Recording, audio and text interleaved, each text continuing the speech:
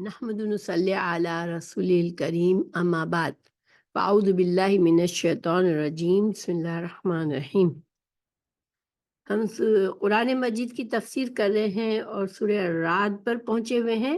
آج انشاءاللہ ہم سورہ الرعد کا آغاز کر رہے ہیں، تو شروع کرتے ہیں انشاءاللہ۔ اعوذ باللہ من الشیطان الرجیم بسم اللہ الرحمن الرحیم۔ الف لام میم را تلک آیات الکتاب والذی انزل الیک من ربک الحق ولکن اکثر الناس لا یؤمنون۔ اس کا ترجمہ ہے الف لام را، یہ کامل کتاب کی آیات ہیں اور جو کچھ تیری طرف تیرے رب کی جانب سے نازل کیا گیا ہے وہ حق ہے، اور لیکن اکثر لوگ ایمان نہیں لاتے۔ تو سورہ رات کے بارے میں تھوڑا سا جانتے ہیں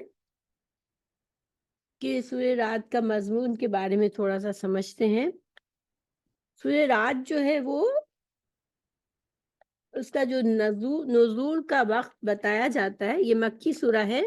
حالانکہ اس کے بارے میں کچھ لوگوں نے مدنی بھی لکھا ہے اس کو، جیسے کہ یہاں پر اس مصحف میں مدنی لکھا ہے، لیکن زیادہ مضبوط دلائل اسی بات کے ہے کہ یہ مکی سورہ ہے اور زیادہ تر علماء کی یہی رائے ہے۔ اس کا شان نزول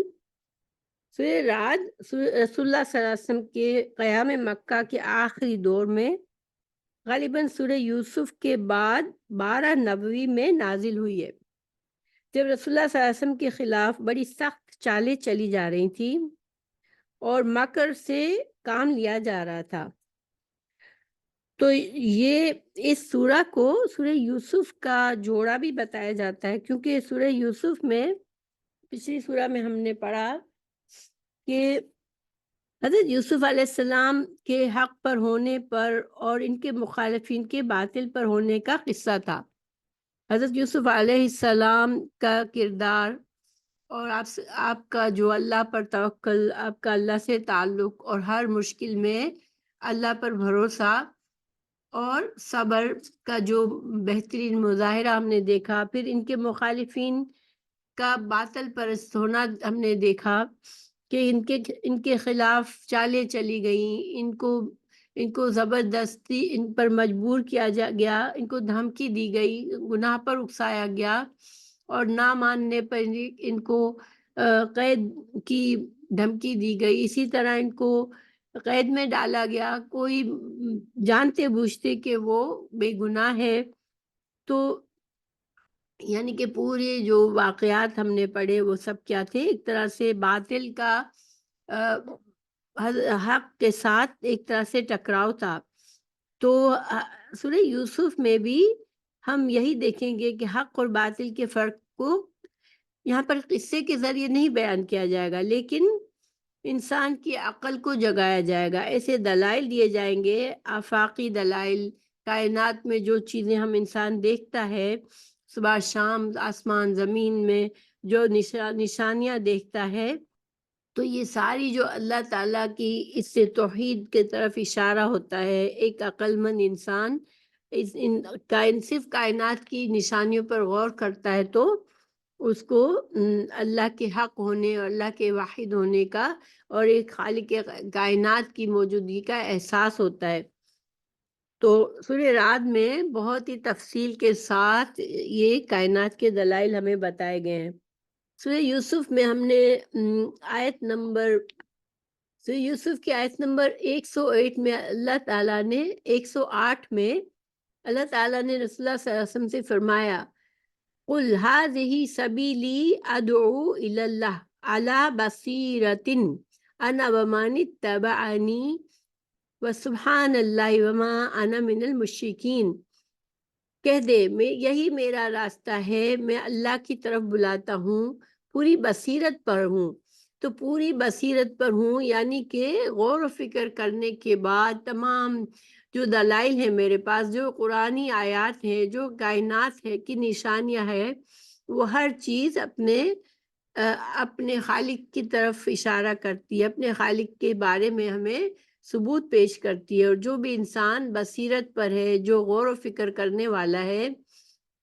تو وہ حق کو پہچان لیتا ہے کہ یہی صحیح راستہ ہے، اللہ کی طرف جانے کا یہی راستہ ہے، کہ رسول اللہ صلی اللہ علیہ وسلم کی جو پیروی کرنے والے ہیں وہ بھی بصیرت پر ہیں، اور رسول اللہ صلی اللہ علیہ وسلم بھی بصیرت پر ہے۔ جو ان کے خلاف چالے چلتے ہیں وہ مشرک اور باطل قوتیں ہیں۔ تو یہاں پر سورہ رعد میں بھی ہمیں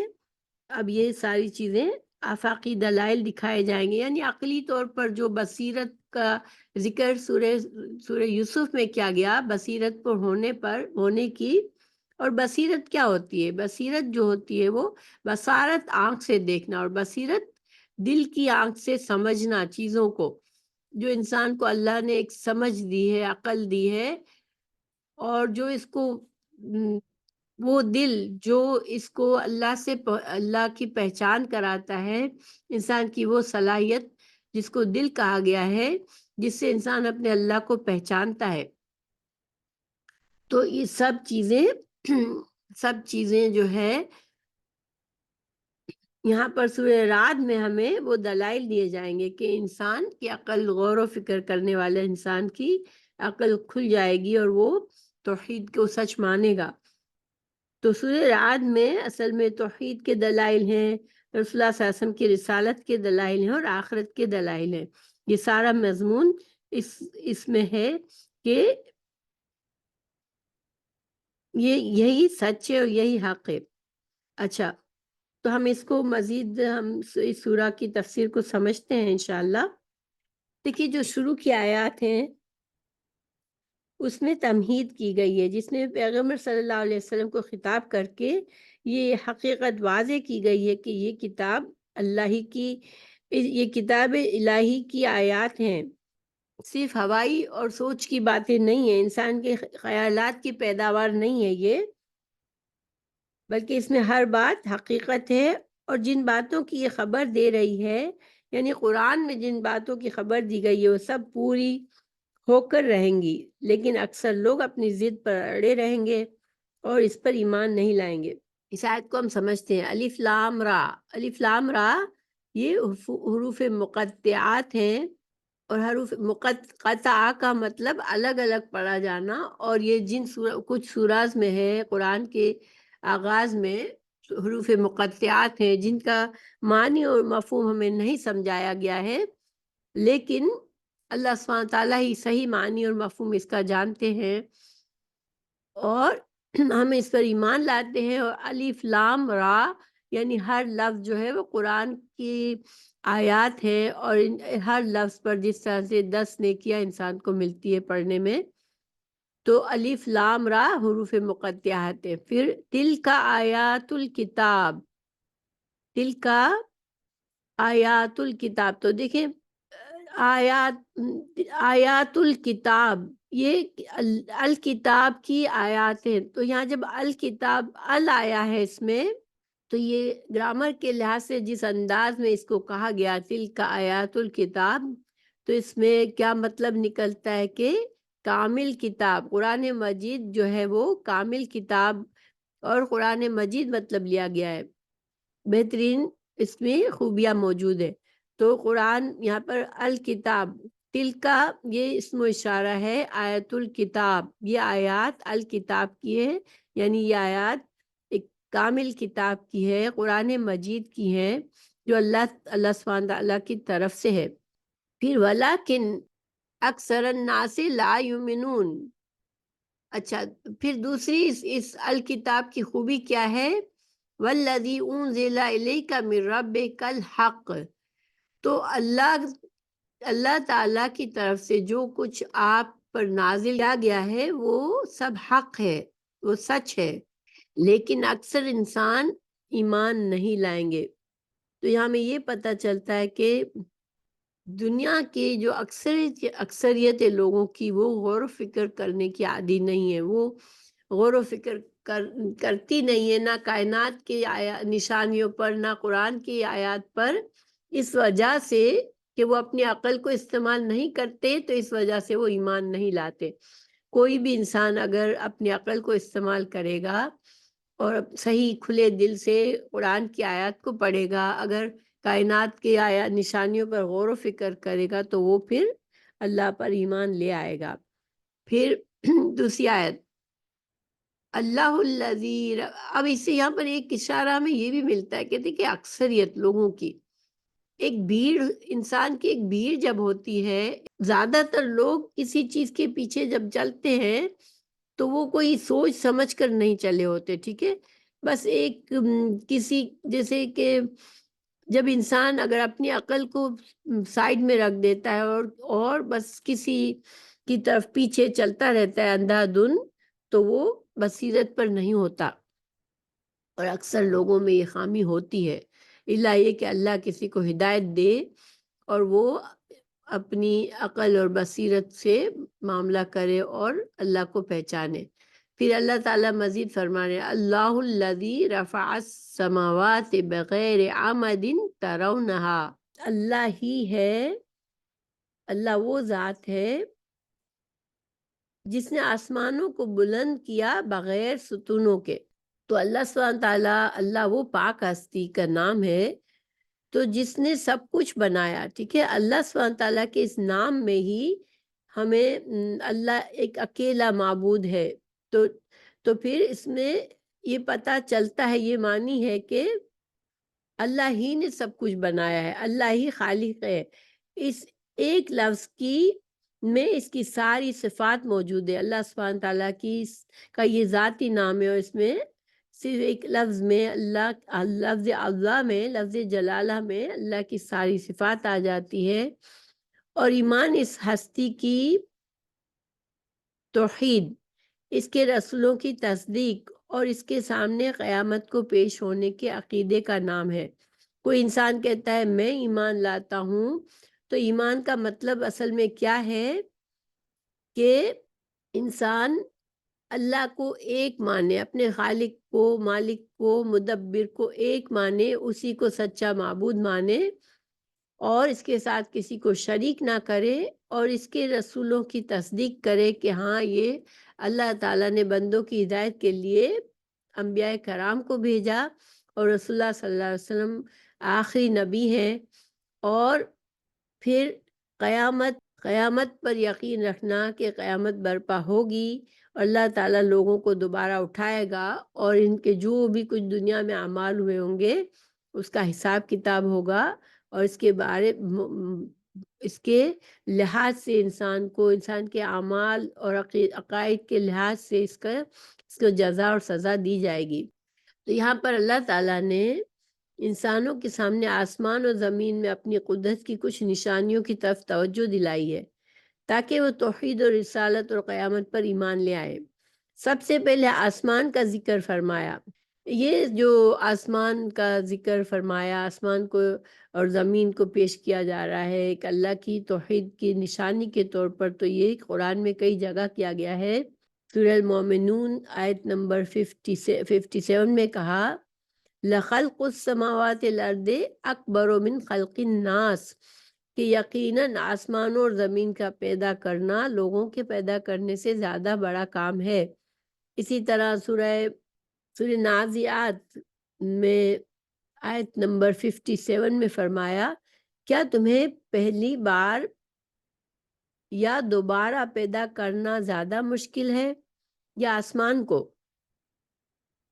اور وجود اور آسمان کے اور اپنے وجود اور آسمان کے وجود کا مقابلہ کر کے تو دیکھو۔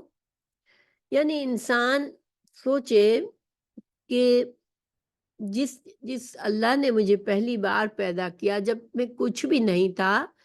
تو اس وقت اس نے پیدا کیا، تو کیا میں جب مر جاؤں گا، اس دنیا سے رخصت ہو جاؤں گا، تو کیا وہ اللہ مجھے دوبارہ نہیں اٹھا سکے گا؟ کیونکہ دیکھیں مشرکین کا یہ اعتراض تھا کہ ہم ہڈیاں ہو جائیں گے، ہم گل سڑ جائیں گے، مر جائیں گے، تو کیا پھر اللہ ہمیں اٹھائے گا دوبارہ؟ اچھا، یہاں پر بغیر عمدن ترونہا، یہ جو لفظ ہے، یہ جو ٹکڑا ہے آیت کا، کہ اللہ نے آسمان کو، اس کے دو ترجمے کیے گئے، ایک یہ کہ اللہ تعالیٰ نے آسمان کو ایسے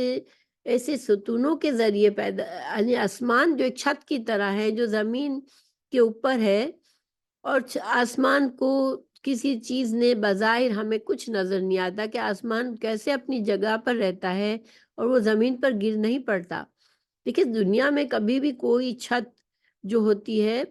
اس کو ستونوں کا سہارا دیا جاتا ہے، دیواروں کا سہارا دیا جاتا ہے، تب کہیں جا کے وہ چھت اپنی جگہ پر اونچی رہتی ہے۔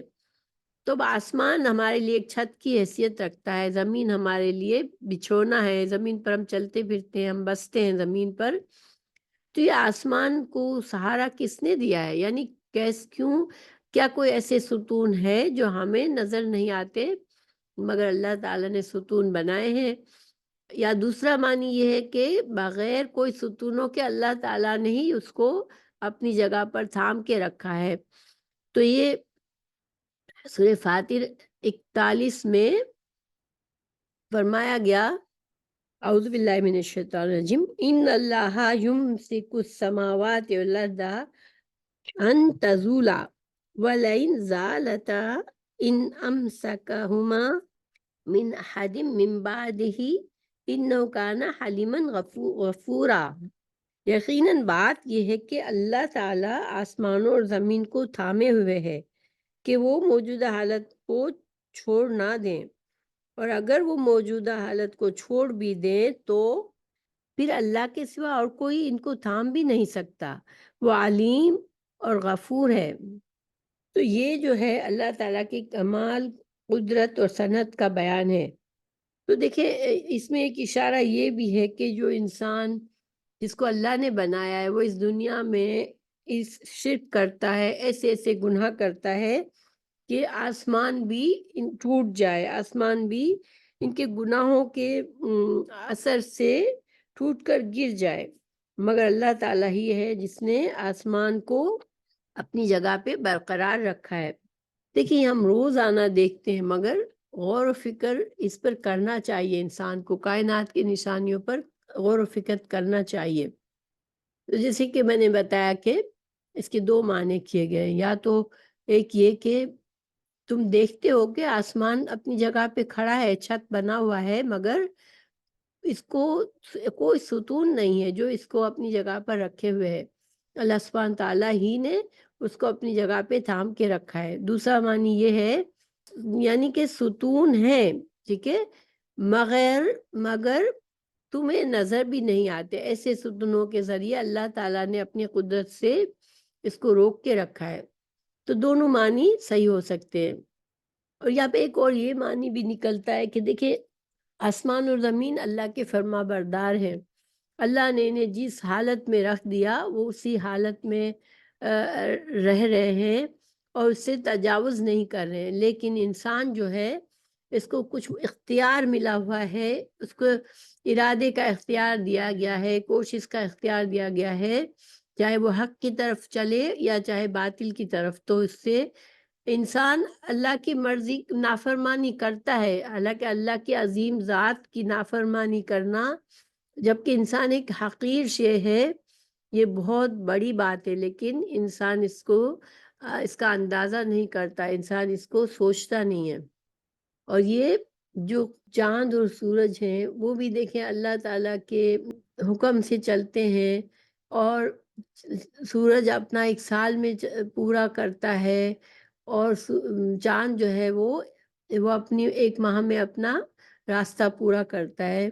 اور کوئی بھی ستارے سیارے چاند آپس میں کوئی ٹکراتا نہیں ہے۔ تو یہ سب کے سب زبردست قدرت اور حکمت ہے، اللہ تعالیٰ کی عظیم عظمت کو بتاتی ہے، اللہ کی قدرت کو بتاتی ہے۔ پھر اللہ تعالیٰ نے فرمایا کُلٌ یجری لأجل مسمى یدبر الامر یفصل الآیات لعلکم بلقاء ربکم توقنون۔ اللہ تعالیٰ نے آسمان کے بعد جو ہے چاند اور سورج کا ذکر فرمایا کہ وہ اللہ کی فرما برداری کے ساتھ اپنا اپنا سفر پورا کرتے ہیں۔ سورج اپنا ایک سال میں پورا کرتا ہے، چاند ایک مہینے میں اپنا سفر پورا کرتا ہے، اور پھر سے دوبارہ اپنے سفر کا آغاز کر دیتے ہیں یہ۔ اور کوئی بھی اللہ کی نافرمانی نہیں کرتا اور اللہ کے بتائے ہوئے راستے سے نہیں ہٹتا۔ یدبر الامر یفصل الآیات لعلکم بلقاء ربکم توقنون۔ تو اللہ تعالیٰ فرما رہے ہیں کہ اللہ تعالیٰ یہ آیات تفصیل سے تمہیں بتا رہے ہیں، اور اس کا مقصد کیا ہے؟ یہ یقین دلانا ہے کہ ایک ایسی عظیم مخلوقات کو پیدا کرنے اور اس کی تدبیر کرنے والا پروردگار کے لیے تمہیں دوبارہ پیدا کرنا کچھ مشکل نہیں ہے، اور ہر حال میں تمہیں اس کے سامنے پیش ہونا ہے۔ دیکھیں، اگر انسان سوچے کہ دوبارہ پیدا ہوگا ہی نہیں، تو پھر تو ویسے بھی کوئی اس دنیا کا مقصد ہی نہیں سمجھ آتا، کیونکہ اس دنیا میں ظلم و ستم کرتے ہیں لوگوں کے حقوق پر ڈاکہ ڈالتے ہیں، ساری زندگی کوئی کسی کے ساتھ برا کرتا ہے، پھر وہ اسی حالت میں دنیا سے چلا جاتا ہے، اور کوئی مظلوم ساری زندگی تکلیف برداشت کرتا ہے۔ کچھ لوگ ہر حال میں اللہ کے فرما بردار رہتے ہیں، ہر مشکل کو برداشت کرتے ہیں، کچھ لوگ ساری زندگی اپنی منمانی کرتے ہیں۔ تو پھر یہ اگر آخرت نہیں، اگر دوبارہ زندہ نہیں ہونا، تو پھر یہ ہمارے انسانوں کی زندگی کا کوئی مقصد ہی نظر نہیں آتا۔ جبکہ اتنی عالی شان اللہ تعالیٰ نے جو کائنات بنائی، جو ہر چیز، ہم مزید دلائل ہمیں دیے جائیں گے کہ یہ کوئی ایسے ہی نہیں بن گیا ہے۔ ہر چیز میں اللہ تعالیٰ نے ہر چیز کو دیکھ کر ہمیں اندازہ ہوتا ہے کہ بڑی پلاننگ کے ساتھ ہر چیز کو بنایا گیا ہے، اور ہر چیز کو ایسا بنایا گیا ہے جیسا اس کو ہونا چاہیے۔ پھر اگلی آیت ہے وَهُوَ الَّذِي مَدَّ الْأَرْضَ وَجَعَلَ فِيهَا رَوَاسِيَ وَأَنْهَارًا وَمِنْ كُلِّ الثَّمَرَاتِ جَعَلَ فِيهَا زَوْجَيْنِ اثْنَيْنِ يُغْشِي اللَّيْلَ النَّهَارَ إِنَّ فِي ذَلِكَ لَآيَاتٍ لِقَوْمٍ يَتَفَكَّرُونَ۔ تو مدہ کا معنی ہوتا ہے پھیلانا، اور رواسیہ کا معنی ہوتا ہے، راسیتن کی جمع ہے، اور اس کا معنی ہے زمین میں گڑا ہوا ہونا۔ یعنی جس طرح سے کوئی کیلیں ٹھوکی جاتی ہے کسی چیز کو بنانے میں، تو کیلوں کی طرح پہاڑوں کو زمین کے اندر گاڑا گیا ہے، تاکہ زمین جو ہے وہ اپنے بیلنس رہے زمین کا۔ تو اللہ سبحانہ تعالیٰ نے آسمان اور زمین کا اوپر کا ذکر فرمانے کے بعد کہ آسمان کو کیسا اللہ نے بنایا ہے، اب اللہ تعالیٰ زمین کی تفصیلات بتا رہے ہیں کہ زمین، آسمان، سورج، چاند وغیرہ کا اب نیچے کے جہان، یعنی کہ اللہ تعالیٰ کی چند قدرتوں کا ذکر ہے کہ زمین ایک کرہ ہونے کے باوجود اتنی وسیع بنائی کہ طول و عرض میں آدمی کی نگاہ کی اس کی انتہا کو نہیں پاتی۔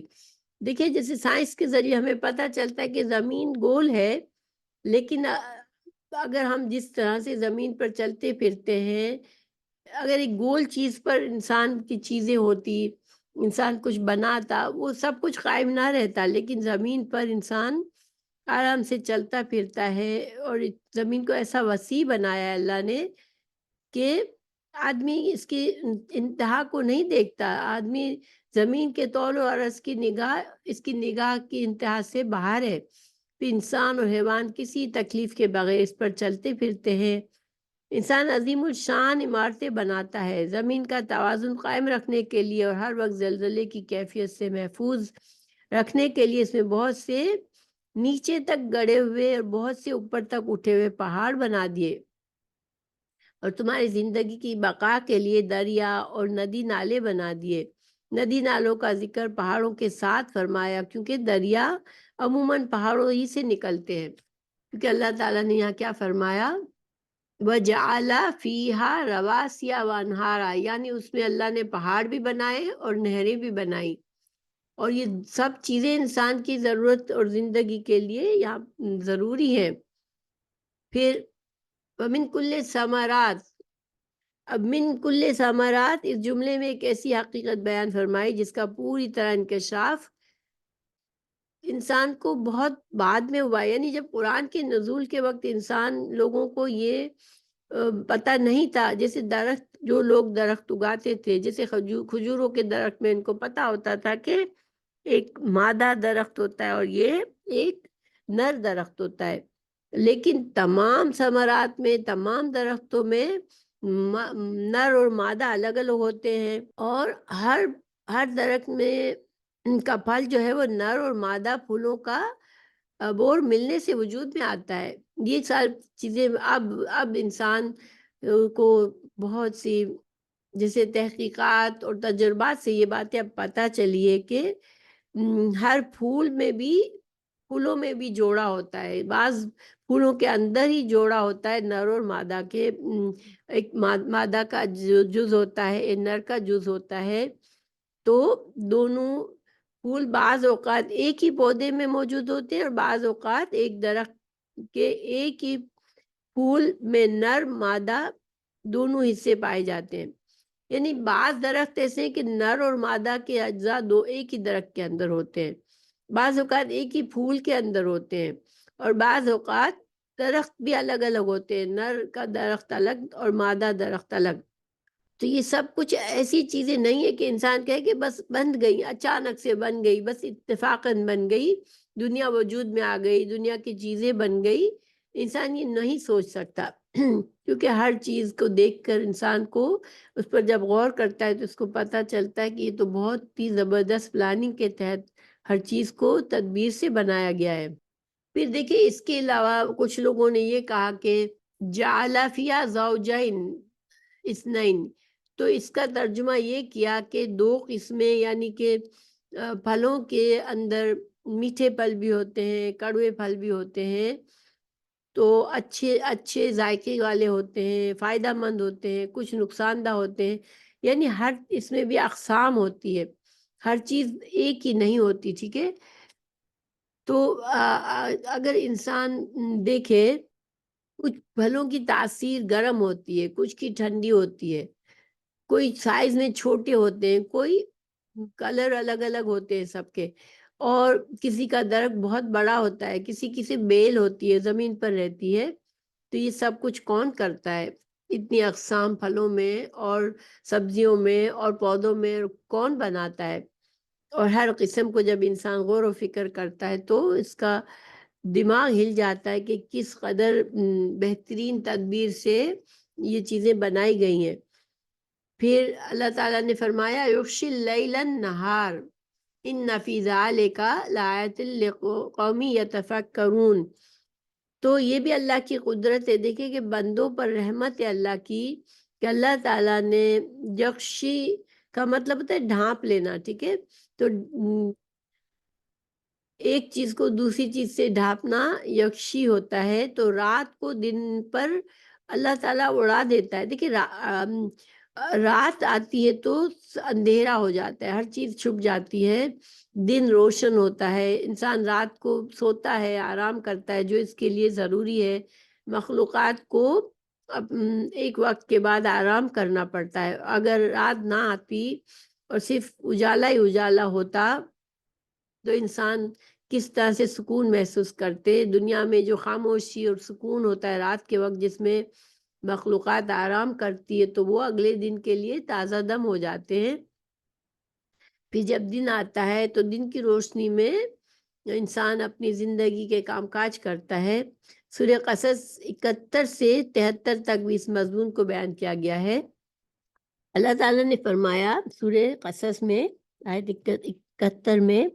کہہ دیجئے کہ دیکھو تو صحیح، اگر اللہ تعالیٰ تم پر رات ہی رات قیامت تک برابر کر دے تو سوائے اللہ کے کون معبود ہے جو تمہارے پاس دن کی روشنی لائے؟ کیا تم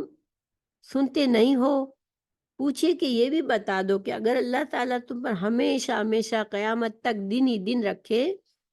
تو بھی سوائے اللہ تعالیٰ کے کون معبود ہے جو تمہارے پاس رات لے آئے جس میں تم آرام حاصل کرو؟ کیا تم دیکھ نہیں رہے؟ اسی نے تو اپنے فضل سے تمہارے لیے دن اور رات مقرر کر دیے کہ تم رات میں آرام کرو اور دن میں اس کی بھیجی ہوئی روزی تلاش کرو، اس لیے کہ تم شکر ادا کرو۔ دیکھیے یہ ساری ایسی چیزیں ہیں کہ واقعی میں ہم دن و رات ہم زندگی گزارتے ہیں، مگر کتنے لوگ بیٹھ کے یہ چیزوں پر غور کرتے ہیں؟ مگر یہ عظیم نشانیاں ہیں غور و فکر کرنے والوں کو یہ اپنے خالق سے ملاتی ہے۔ ان فی ذالک لآیات لقوم یتفکرون، اللہ تعالیٰ نے فرمایا کہ نشانیاں تو ہیں مگر کس کے لیے؟ جو غور و فکر کرتے ہیں۔ اور دیکھیے کائنات پر غور و فکر کرنا بھی ایک عبادت ہے۔ اگر انسان ایک خالق کو ڈھونڈنا چاہتا ہے، اس پر غور کرتا ہے کہ اللہ تعالیٰ نے کیسے یہ سب چیزیں بنائی ہیں، تو یہ بھی ایک عبادت ہے۔ وَفِي الْأَرْضِ قِطَعٌ مُتَجَاوِرَاتٌ وَجَنَّاتٌ مِّنْ أَعْنَابٍ وَزَرْعٌ وَنَخِيلٌ صِنْوَانٌ وَغَيْرُ صِنْوَانٍ يُسْقَىٰ بِمَاءٍ وَاحِدٍ وَنُفَضِّلُ بَعْضَهَا عَلَىٰ بَعْضٍ فِي الْأُكُلِ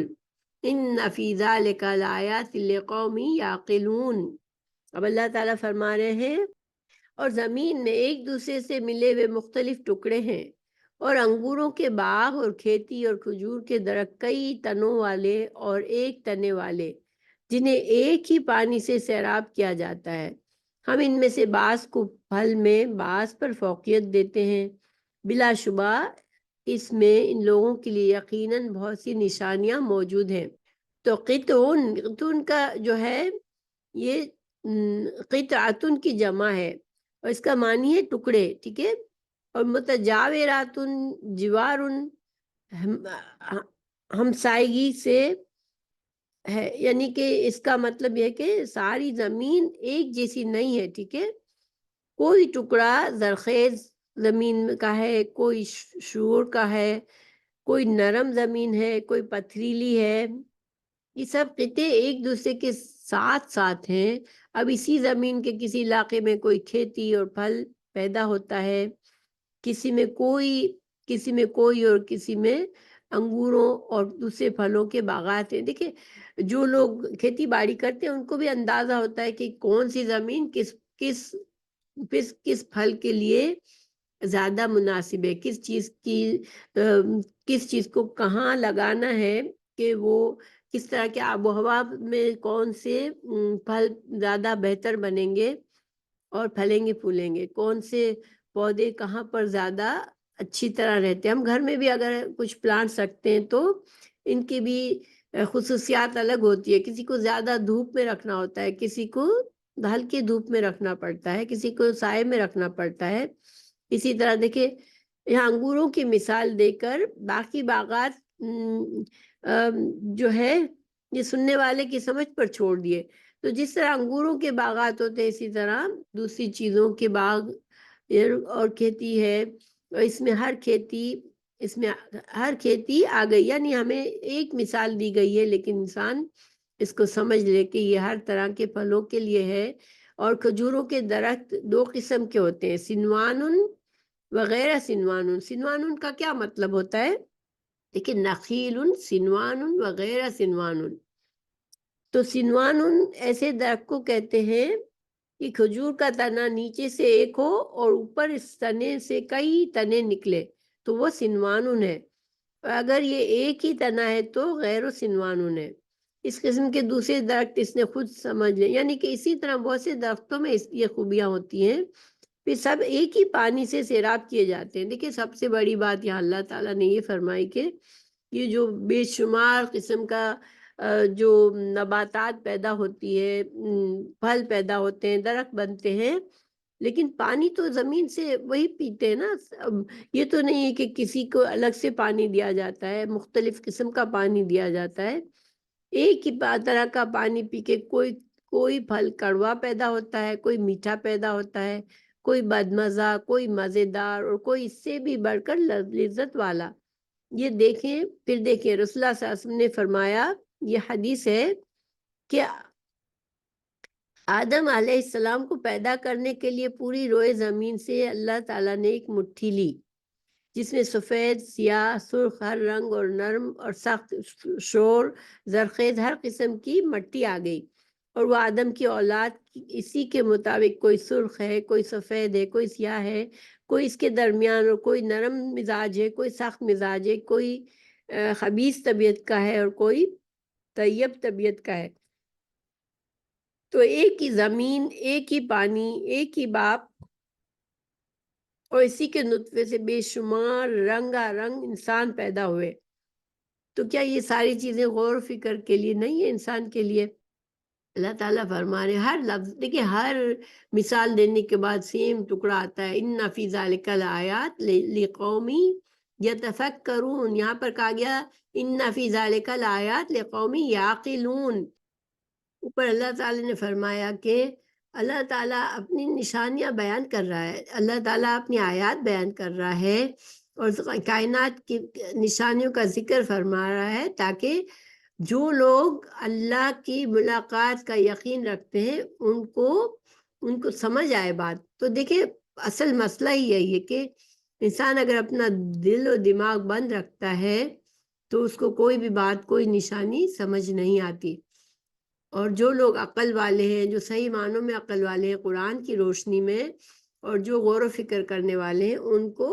یہ اللہ تعالیٰ کی نشانیوں سے ان کو بات سمجھ آ جاتی ہے، توحید کی ان کو نشانیاں مل جاتی ہے۔ پھر آگے اللہ تعالیٰ فرما رہے ہیں وَإِن تَعْجَبْ فَعَجَبٌ قَوْلُهُمْ أَإِذَا كُنَّا تُرَابًا أَإِنَّا لَفِي خَلْقٍ جَدِيدٍ أُولَئِكَ الَّذِينَ كَفَرُوا بِرَبِّهِمْ وَأُولَئِكَ الْأَغْلَالُ فِي أَعْنَاقِهِمْ وَأُولَئِكَ أَصْحَابُ النَّارِ هُمْ فِيهَا خَالِدُونَ۔ اور اللہ تعالیٰ فرما رہے ہیں کہ اگر آپ کو تعجب کرتے ہیں، آپ ان پر تعجب کرتے ہیں، تو ان کا یہ کہنا بہت ہی عجیب ہے کہ کیا جب ہم مٹی ہو جائیں گے تو کیا واقعی ہم یقیناً ایک نئی پیدائش میں ہوں گے؟ یہی لوگ ہیں جنہوں نے اپنے رب کا انکار کیا، اور یہی ہیں جن کے گردوں میں طوق ہے، اور یہی آگ والے ہیں اور وہ اس میں ہمیشہ رہنے والے ہیں۔ تو تعجب یعنی عجب سے، ٹھیک ہے، ہم اردو میں بھی عجیب بات ہے کہتے ہیں، ہمیں کسی بات پہ تعجب ہوتا ہے، ٹھیک ہے۔ تو تعجب جو ہے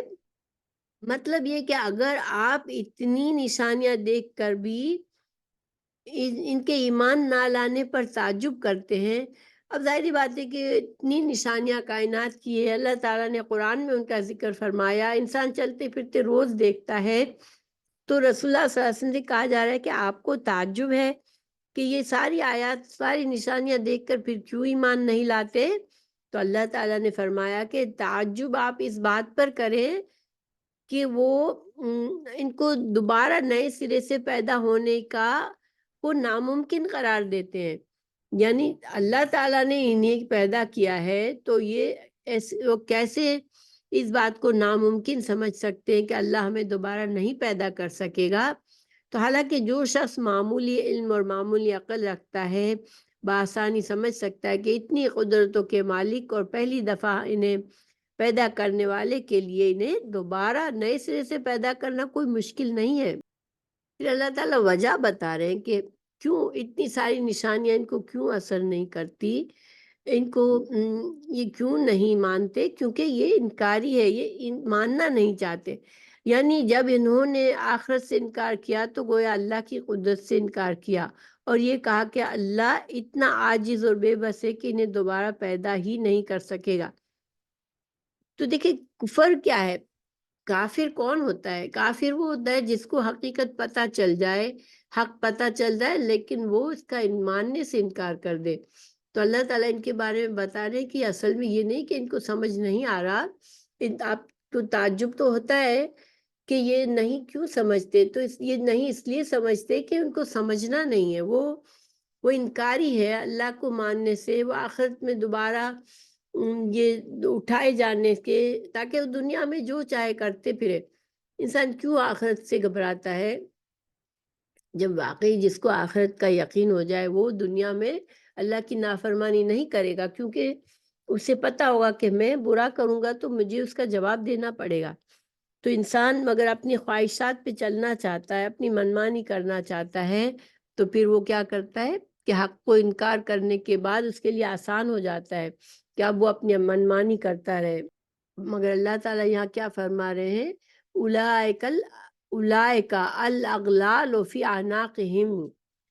تو یعنی کہ انہوں نے آخرت کا انکار کیا۔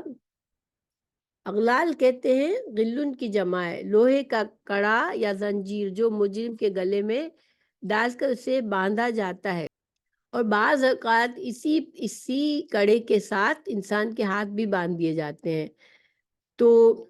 یہ سخت ترین صورت ہوتی ہے قید کی. تو ان کی گردنوں میں وہی آبائی کفر اور شرک کے طوق پڑے ہوئے ہیں جو انہیں کفر سے ہلنے نہیں دیتے، اور انجام ان کا یہ ہوگا کہ آگ والے ہیں، ہمیشہ اس میں رہنے والے ہیں. تو دیکھیں یہ اغلال کا کیا مطلب لیا گیا کہ پہلی بات دنیا میں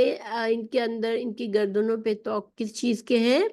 ان کے آباء و اجداد کے جو غلط طریقے ہیں، جو انہوں نے اندھی تقلید کر رہے ہیں. تو یہ جو آباء و اجداد کے غلط طریقوں کی تقلید کے جو ان کی گردنوں میں طوق پڑا ہوا ہے کہ وہ اس سے نکل نہیں پاتے، سب کچھ سمجھ کر بھی وہ اسی غلط راستے پر چلنا چاہتے ہیں، اور آخرت میں ان کی سزا کے طور پر ان کے گلوں میں طوق ڈالے جائیں گے اور یہ ہمیشہ کے لیے آگ میں ڈالے جائیں گے. دوسری جگہ قرآن میں فرمایا گیا اِذَا الْأَغْلَالُ فِي أَعْنَاقِهِمْ وَالسَّلَاسِلُ يُسْحَبُونَ فِي الْحَمِيمِ ثُمَّ فِي النَّارِ يُؤْجَرُونَ ثُمَّ فِي النَّارِ يُؤْجَرُونَ. المومن، سورہ المومن، مومن کی آیت نمبر 71 سے 71 اور 72 ہے. جب طوق ان کے گردنوں میں ہوں گے اور زنجیریں گھسیٹے جا رہے ہوں گے اور کھولتے پانی میں، پھر وہ آگ میں جھونکے جائیں گے. تو یہ قیامت کا منظر بھی بتا دیا گیا کہ اغلال دنیا میں تو ان کی یہ جو طوق پڑے ہوئے ہیں کفر کے اور انکار کے، تو آخرت میں بھی ان کے اوپر ان کے گلوں میں طوق ہوں گے اور زنجیروں سے بندھے ہوئے ہوں گے، اور یہ اب ان زنجیروں کو گھسیٹ کر گرم پانی کے کھولتے ہوئے پانی کی طرف جائیں گے کبھی، اور کبھی آگ میں جھونکے جائیں گے. اولئک اصحاب النار هم فیہا خالدون. پھر اللہ تعالیٰ فرما رہے ہیں وَيَسْتَعْجِلُونَكَ بِالسَّيِّئَةِ قَبْلَ الْحَسَنَةِ وَقَدْ خَلَتْ مِنْ قَبْلِهِمُ الْمَثُلَاتُ وَإِنَّ رَبَّكَ لَذُو مَغْفِرَةٍ لِلنَّاسِ عَلَى ظُلْمِهِمْ وَإِنَّ رَبَّكَ لَشَدِيدُ الْعِقَابِ. اللہ تعالیٰ فرما رہے ہیں اور وہ تجھ سے بھلائی سے پہلے برائی کو جلدی طلب کرتے ہیں، حالانکہ ان سے پہلے کئی عبرتناک سزائیں گزر چکی، اور بے شک تیرا رب یقیناً لوگوں کے لیے ان کے ظلم کے باوجود بڑی بخشش والا ہے، اور بلا شبہ تیرا رب یقیناً بہت سخت سزا دینے والا ہے. تو یہاں پر سیئات، یہ جلدی کرتے ہیں، جلدی مانگتے ہیں اس چیز کو، سیئاتن، اور سیئاتن کا مطلب ہے کہ برے حالات، عذاب. تو یہ عذاب جلدی مانگ رہے ہیں بجائے اس کے کہ وہ الحسنہ مانگتے ہیں. حسنہ کا مطلب اچھی حالات، عافیت، خوشحالی کو حسنات کہتے ہیں. وقد خلت من قبلہم المثلات، تو ان سے پہلے عبرتناک سزائیں گزر چکی ہیں، اور بے شک ظاہر ہے کہ جو آثار ہمیں نظر آتے ہیں وہ خاص طور سے عرب وہاں سے گزرتے تھے، قوم سمود پر سے گزرتے تھے، قوم لوط کی سے گزرتے تھے. ان کو ان کا انجام پتہ تھا، ان کو پتہ تھا کہ ان پر اللہ کا عذاب آیا ہوا ہے، اس کے باوجود وہ اپنے لیے عذاب مانگتے تھے. حالانکہ جو انسان دوسروں پر عذاب اور برے حالات دیکھتا ہے تو اس کو عبرت پکڑنی چاہیے. اور استعجالون کا مطلب ہے استعجال، یعنی کہ کسی چیز کا وقت آنے سے پہلے اسے لانے کا مطالبہ کرنا. تو یعنی ان کی سرکشی تک اس حد تک پہنچ چکی ہے کہ جھٹلانے اور مذاق اڑانے کے لیے تندرستی اور عافیت مانگنے کے بجائے وہ کہتے ہیں کہ عذاب لانے کا مطالبہ کرتے ہیں. یعنی رسول اللہ صلی اللہ علیہ وسلم سے جب بحث کرتے تھے تو وہ آپ کا مذاق اڑاتے تھے آپ سے، اور پھر وہ کیا کہتے تھے کہ اچھا تو یہ عذاب لے آؤ پھر ہم پر، اگر آپ عذاب سے ہمیں ڈراتے ہو تو لے آؤ ہم پر عذاب. تو مشرکین کے اس قسم کے مطالبوں کا قرآن میں کئی جگہ ذکر ہے. سورہ انفال 32، عنکبوت 53 54، سورہ نمل 46 ان آیات کا. تو ان آیات میں ان کے اس مطالبے کا ذکر کیا گیا ہے کہ وہ اپنے لیے عذاب کی جلدی مانگتے تھے کہ اچھا عذاب لے آؤ. یہ سورہ انفال کی آیت نمبر 32 میں ہے، وَإِذْ قَالُوا اللَّهُمَّ إِنْ كَانَ هَذَا هُوَ الْحَقَّ مِنْ عِنْدِكَ فَأَمْطِرْ عَلَيْنَا حِجَارَةً مِنَ السَّمَاءِ أَوْ ائْتِنَا بِعَذَابٍ أَلِيمٍ۔ وہ کہتے ہیں کہ اور جب کہ ان لوگوں نے کہا اے اللہ اگر یہ قرآن آپ کی طرف سے واقعی تو ہم پر آسمان سے پتھر برسا یا ہم پر کوئی دردناک عذاب واقع کر دے۔ اللہ تعالیٰ نے جواب میں فرمایا اور اللہ تعالیٰ ایسا نہ کرے گا کہ ان میں آپ کے ہوتے ہوئے ان کو عذاب دے۔ اللہ تعالیٰ ان کو عذاب نہ دے گا اس حالت میں کہ وہ استغفار بھی کرتے ہوتے ہو۔ تو دیکھیں یہ ہوتی ہے بے عقلی نہ ماننے والوں کی، جب وہ حق کو دیکھ کر انکار کر دیتے ہیں، سمجھ لیتے ہیں کہ یہ حق ہے،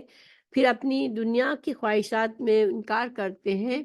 تو ان کی عقل ماری جاتی ہے۔ ان کو چاہیے تھا اللہ سے دعا مانگتے کہ اللہ اگر واقعی یہ سچ ہے تو ہمیں توفیق دے کہ ہم اس سچ کو مان لیں، اس کو ہم سمجھ لیں، بجائے اس کو کہتے تھے کہ نشانی کے طور پر اگر ہم جھٹلا رہے ہیں سچ کو تو نشانی کے طور پر ہم پر عذاب نازل کر، تاکہ ہمیں یہ یقین ہو جائے کہ یہ سچ ہے۔ یہ ایک مثال، یعنی کہ یہ دلیل مانگ رہے ہیں کہ اچھا دلیل کے طور پر اگر جب ہم پر عذاب آئے گا تو ہم مانیں گے کہ واقعی ہم نے نہیں مانا اور ہم پر عذاب آیا۔ اللہ تعالیٰ ایسے عذاب میں جلدی نہیں کرتا، اللہ تعالیٰ مہلت دیتا ہے، ہر کسی کی مہلت ہے۔ پھر رسول اللہ صلی اللہ علیہ وسلم موجود تھے ان میں، اور رسول اللہ صلی اللہ علیہ وسلم دین کی تبلیغ کر رہے تھے، جو ماننے والے تھے وہ مان بھی رہے تھے، تو ان کے ان سارے مطالبات کے باوجود اللہ تعالیٰ نے اپنی رحمت سے ان پر عذاب نہیں برسایا تھا، کیونکہ وَإِنَّ رَبَّكَ لَذُو مَغْفِرَةٍ لِلنَّاسِ عَلَىٰ ظُلْمِهِمْ، کہ اللہ سبحانہ تعالیٰ لوگوں کے لیے ان کے ظلم کے باوجود بڑی بخشش والا ہے، یعنی کہ لوگ کفر اور شرک کا ظلم کرتے ہیں لیکن اللہ تعالیٰ اس کے باوجود ان کو ان کی مہلت پوری کرنے دیتا ہے۔ یہ اللہ کی ذو مغفرتن ہونے کی دلیل ہے کہ اللہ انسان بعض اوقات بڑے سے بڑے گناہ کر لیتا ہے لیکن مرنے سے پہلے پلٹتا ہے اللہ کی طرف، تو اللہ تعالیٰ ان کو معاف کر دیتا ہے۔ تو اللہ تعالیٰ ظالموں کو بھی موقع دیتا ہے کہ شاید وہ پلٹ جائے اللہ کی طرف اور معافی مانگ لے، لیکن اس کا یہ مطلب نہیں ہے وَإِنَّ رَبَّكَ لَشَدِيدُ الْعِقَابِ، بے شک اللہ مغفرت کرنے والا ہے، اللہ رحم فرمانے والا ہے، لیکن اگر اسی کفر کی حالت میں رہیں گے تو پھر اللہ کا عذاب بھی شدید ہے اور وہ اس عذاب سے نہیں بچ سکیں گے۔ پھر اللہ تعالیٰ نے یہ جو فرمایا کہ ان کے سامنے مثالیں ہیں کہ عذاب آیا تھا قوموں پر جنہوں نے اپنے رسولوں کے ساتھ زیادتی کی اور حق کو جھٹلایا، تو یہ ان کے پاس مثالیں ہیں، جو چلے پھرے زمین پر اور دیکھ لیں کہ عذاب آیا تھا تو ان پر بھی عذاب آ سکتا ہے۔ پھر وَيَقُولُ الَّذِينَ كَفَرُوا لَوْلَا أُنزِلَ عَلَيْهِ آيَاتٌ مِّن رَّبِّهِ إِنَّمَا أَنتَ مُنذِرٌ وَلِكُلِّ قَوْمٍ هَادٍ۔ پھر اللہ تعالیٰ فرما رہے ہیں کہ یہ لوگ کہتے ہیں، وہ لوگ جنہوں نے کفر کیا کہتے ہیں کہ اس کے رب کی طرف سے کوئی نشانی کیوں نہ اتاری گئی، تو صرف ایک ڈرانے والا ہے اور ہر قوم کے لیے ایک راستہ بنانے والا ہے اور ہر قوم کے لیے ایک راستہ بتانے والا ہے۔ یعنی اللہ تعالیٰ نے لوگوں کو دنیا میں بھیجا تو مختلف اوقات میں مختلف زمانوں میں اللہ تعالیٰ نے ہادی بھی بھیجے، ہدایت دینے والے لوگوں کو خیر کی طرف بلانے والے بھی بھیجے۔ ایسے نہیں کہ اللہ تعالیٰ نے اپنی طرف سے ان کی ہدایت کا سامان نہیں کیا، لیکن جو لوگ کفر کرتے ہیں تو وہ کس طرح کی باتیں کرتے ہیں، یعنی قرآن جو ہے وہ رسول اللہ صلی اللہ علیہ وسلم کا معجزہ ہے، اور وہ اچھی طرح جانتے تھے، وہ عرب لوگ قرآن کی زبان کو، قرآن اس کلام کو سمجھتے تھے کہ یہ کوئی انسانی کلام نہیں ہے۔ اگر ان کے پاس کوئی اور بڑا معجزہ نہیں بھی آیا کہ ان کے سامنے جس طرح کے پچھلے انبیاء کرام کو اللہ تعالیٰ نے معجزات دکھائے، رسول اللہ صلی اللہ علیہ وسلم کا معجزہ سب سے بڑا معجزہ قرآن تھا، اور یہ عرب جانتے تھے کیونکہ وہ زبان دان تھے، ان کو سمجھ آتی تھی کہ یہ کلام کسی انسان کا نہیں ہے، مگر اس کے باوجود وہ معجزات مانگتے تھے کہ اس کو کوئی معجزہ بھی نہیں دیا گیا. تو دیکھیں نشانی تو اگر ان قرآن کی نشانی ان کے لیے کافی ہوتی اگر انہیں ماننا ہوتا، لیکن یہ ایک بہانہ تھا ان کا کہ ہم کیسے مانے کہ یہ اللہ کے رسول ہے، کہ ان کے پاس تو کوئی نشانی بھی نہیں اتری. سورہ بنی اسرائیل آیت 90 سے 93 تک کی آیات میں انہوں نے جو مطالبات کیے وہ بتائے گئے ہیں. سورہ بنی اسرائیل آیت نمبر 90 میں انہوں نے کہا کہ ہم آپ پہ ایمان لانے کے لیے نہیں، ہم آپ پر ایمان لانے والے نہیں یہاں تک کہ آپ ہمارے لیے زمین سے کوئی چشمہ جاری کر دیں، یا خود آپ کے لیے ہی کوئی باغ ہو کھجوروں اور انگوروں کا، اور اس کے درمیان آپ بہت سی نہریں جاری کر دکھائیں، یا آپ آسمان کو ہم پر ٹکڑے ٹکڑے کر کے گرا دیں جیسے کہ آپ کا گمان ہے. یعنی آپ سمجھتے ہیں کہ اللہ ہم پر عذاب ڈالے گا تو آپ آسمان کو ٹکڑے ٹکڑے کر کے عذاب کے طور پر ہم پر گرا دیں، اور یا آپ خود اللہ تعالیٰ کو اور فرشتوں کو ہمارے سامنے لا کھڑا کریں، یا آپ کے اپنے لیے کوئی سونے کا گھر ہو جائے، یا تو آپ آسمان پر چڑھ جائیں، اور ہم تو آپ کے چڑھ جانے کا بھی اسی وقت تک یقین نہیں کریں گے جب تک کہ آپ ہم پر کوئی کتاب نہ اتار لائیے جسے ہم خود پڑھ لیں. تو دیکھیں یہ کتنے عجیب و غریب قسم کے مطالبات کرتے تھے، اور مطلب یہ تھا اس میں استہزاء تھا، اللہ کے پیارے رسول کا مذاق اڑاتے تھے اس طرح کی باتیں کر کے، اور اپنے تکبر سے اتنی بڑی بڑی باتیں کرتے تھے. وہ ڈرتے نہیں تھے کہ اللہ تعالیٰ کا عذاب آئے گا تو یہ کہیں کے بھی نہیں رہیں گے. جہاں تک آیات کا معاملہ ہے، نشانیوں کا معاملہ ہے، تو دو طرح کی نشانیاں ہوتی ہیں، ایک تنزیلی یعنی اللہ تعالیٰ کی طرف سے اترنے والے احکامات اور آیات، اور دوسری تکوینی یعنی جس کا مقابلہ کرنے سے ساری کائنات عاجز ہو. یعنی تکوینی سے مطلب جو ہمیں کائنات میں نظر آتی ہے نشانیاں. قرآن میں دونوں خوبیاں ہیں، اس میں ہدایت کی آیات بھی ہیں، اور ساری دنیا کو پہلے پوری کتاب، پھر اس جیسی 10 صورتیں، اور پھر صرف ایک صورت جیسی صورت لانے کا چیلنج قیامت تک کے لیے ہے. یعنی کہ اللہ تعالیٰ نے ان کے لیے چیلنج رکھا کہ اور چونکہ وہ جیسے کہ میں نے بتایا کہ وہ جانتے تھے یہ جو کلام اللہ ہی کا ہے، یہ انسان ایسا کلام بنا ہی نہیں سکتا، اور ان کو جو چیلنج دیا گیا تو اس وقت بھی وہ پورا نہ کر سکے. کئی دفعہ قرآن میں چیلنج آیا ان کے لیے کہ ایک صورت بنا دو، ایک آیت بنا دو، اس جیسی کچھ آیات بنا دو، تو لیکن کچھ بھی نہ کر سکے یہ. تو جس کا جواب کافر آج تک نہیں دے سکے. کفار کی ان کے پاس تعلیم دیکھیں کہ پھر بھی یہ کہہ رہے ہیں کہ ان پر کوئی نشانی کیوں نہیں اتری. اللہ تعالیٰ نے فرمایا انما انت منذر ولکل قوم ہاد. نبی کریم صلی اللہ علیہ وسلم مبشر بھی تھے اور منذر بھی تھے، یعنی خوشخبری دینے والے بھی تھے جو مان جائے، اور جو نہ مانے اس کو ڈرانے والے بھی تھے. مگر یہاں پر آپ کی صرف منذر بیان کیا گیا، ٹھیک ہے، آپ کی یہاں پر ڈراوے کی صفت بیان کی گئی کیونکہ معاملہ کفار کے ساتھ ہے. یہاں پر کفار کی باتوں کا جواب دیا جا رہا ہے، تو منذر کہا، اور ہادن پر تنوین تعظیم کی ہے، یعنی کہ